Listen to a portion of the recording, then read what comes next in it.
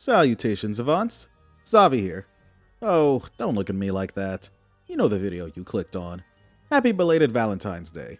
Some complications kept this from going up on time, but it's here nonetheless.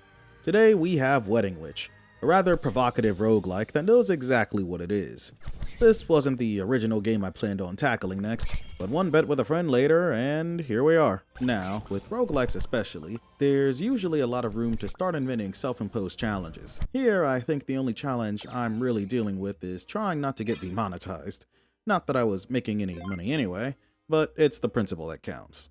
Wedding Witch is developed by Choppy, hope I'm saying that correctly, an indie developer I ran into through one of their more recent games, Unholy, which I somehow ended up 100%ing without trying. The only other game I've ever done that with is Elden Ring Night Rain. I don't know what that says about me, or what those two games have in common beyond being roguelikes, but here we are.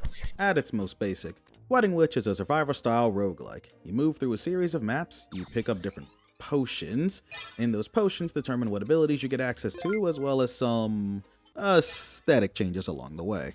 And speaking of aesthetics, ignoring the obvious for a moment, one thing I was not expecting was the Halloween core ambiance, from the jack-o'-lanterns to the music. It gives the whole game an almost folktale feeling, but less Hansel and Gretel and more Pinocchio lying about his search history. Getting back to things, you might assume that the plot isn't of the most importance in a game like this, and you'd mostly be right. That tends to be true for a lot of roguelikes, at least the ones I've played. That said, there is a reason you're doing all of this. If the title wasn't explanatory enough, you're here because you're a witch, or more accurately, you're playing as the witch, even though the story also insists that the witch is in love with you. Look, we're not here for the Shakespearean writing, but it more or less goes like this. There's a witch. She's a very powerful witch, so powerful in fact that everyone is afraid of her. And then one day, you show up. Who are you? No idea. Why does she like you? Also unclear. But she's immediately head over heels and decides that yes, the two of you are going to get married. The only problem is that she wants to be absolutely perfect for her wedding day. So naturally, she decides to break into a succubus's house and steal her cosmetics. Her questionable pre-bridal training aside, you do start off with a choice of branching paths. Each node teases what you might get. Combat encounters, events, and most importantly, potions. At the start, you don't actually know what most of these potions do. You can't inspect them, you can't preview them, you're operating entirely off of vibes and iconography. Stages come in a few different flavors: kill everything, survive for a timer, or fight a boss. In practice though, they don't meaningfully change what you're doing. It's less about mechanical variety and more about how you're expressing the same core loop. The actual objective tends to matter less than the potion being dangled in front of you.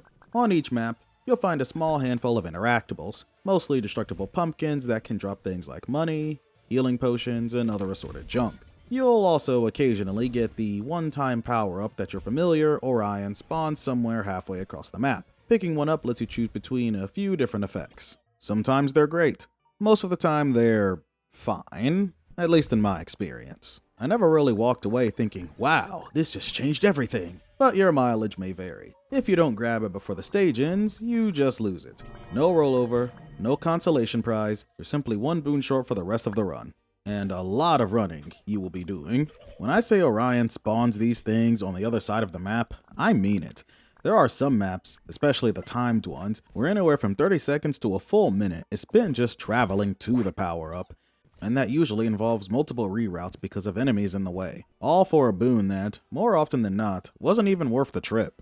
I know that roguelikes are built on the charm of chance, but this game really leans into the you will take what you get and like it approach. There is no reroll system, no banish system, nothing that lets you curate the pool when something you do not want shows up. At least, not that I ever encountered, either on the map or in the upgrade screen. And to be clear, it is not something that the game desperately needs, as it's not particularly difficult, which I'll touch up on later, but it does mean that the decision making is less about smart long-term strategy and more about taking the best option out of a bad hand.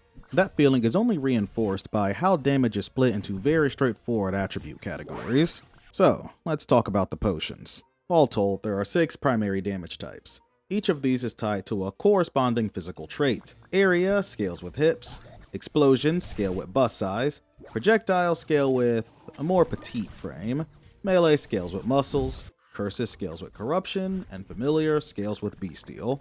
Yes, really. Ordinarily, you would have a hard time maxing out any single trait, but on higher difficulties, there is a chance for stronger potions to drop, which increase an attribute by 2 instead of 1. And when you finally do max out an attribute, the character portrait changes entirely to the holy damn! Bodacious portraits aside, fully upgrading a path also unlocks a new passive that you can level up for the remainder of the run, which provides additional bonuses tied to that attribute. The exact specifics vary from damage type to damage type, hit count for projectiles, radius for area, and so on. These passives and many of the upgrades generally contribute to a sense of do bigger, which isn't inherently terrible. This is a pretty common through line for the entire subgenre. In some games like Vampire Survivors, upgrading a weapon can actually change or meaningfully modify how it functions. I won't say that never happens here, but in my own playthroughs, I never directly observed anything that dramatic. That same philosophy carries into the standard level ups as well. Most upgrades are very wholesale. It's not just more attack speed or more damage, it is damage, speed, and hit count all rolled into one single upgrade. Everything is very modular. You do not get radically different kinds of upgrades for specific abilities outside of their preordained paths. You also have a maximum of 6 active skill slots. Once a skill slot is filled, that ability is locked in for the rest of the run. There is no swapping, no pruning. All skills activate automatically on cooldown, and that cooldown can be improved through the usual modifiers like attack speed or cooldown reduction. From what I have seen, there appear to be 6 abilities per damage type. This is not terrible. With 6 types, this gives you 36 total abilities. On paper, that sounds like variety. In practice, though, you do not have a strong incentive to mix and match. Upgrading a specific attribute generally only buffs abilities of that same type. So once you start investing into, say, explosions, you are generally committing to explosions. The only loose benefit of grabbing other potion types is unlocking their passive, which may or may not meaningfully support the abilities you are already using. You do also get that potion's traits physically as well. Create your very own Frankenstein's waifu. This does, in turn, make it feel like there are really only 6 broad ways to play, and honestly, that's probably not too far from the truth. I think part of that comes from the fact that abilities are locked into a single trait. Instead of that hard categorization, abilities could have used a simple tag system. An attack could have been both an explosion and area, or a curse and a projectile. Nothing else would really need to change, but you would immediately open the door to far more synergy combinations. That being said, the system functions well enough as is. This is not Path of Exile. You do not need a PhD in flowcharts and family trees to understand what you should be doing. The game knows what its priorities are, and everything else exists in service of that. You will most likely get your first victory within a few attempts, eventually making your way to the succubus. She complains about you breaking into her home and stealing her stuff. She also lets slip that the potions you have been drinking are made from the vitality of men. You can fill in the blanks. And then you fight her. Honestly, it's not all that different from a lot of the other bosses you encounter throughout a run. Getting there is usually more difficult than actually being there.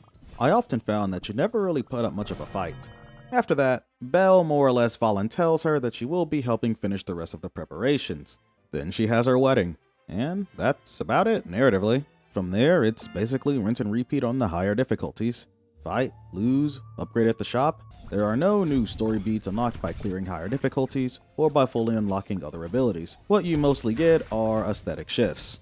And while we're discussing difficulty, there is something else important to mention.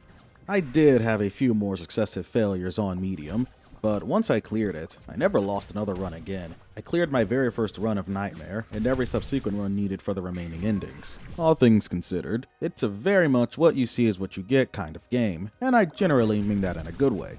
It is a cute, cheeky, unapologetic roguelike that knows exactly what it's about, and it knows exactly the kind of people who are going to gravitate towards it. It is absolutely not for everyone, but I enjoyed the 8 or so hours I put into it. Also, I think it's pretty funny that on the victory screen, you see people in the crowd with bumps and bandages.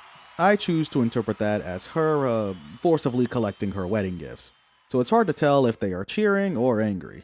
Honestly, probably a mix of both. As I stated at the beginning of the video, this was an unexpected but interesting intermission while I get to work on what the next video was actually supposed to be. Anyway, I hope you all enjoyed. And remember to walk safely, live wisely, and dream freely. This is Xavi, your SpellSwordSage, and I'll be seeing you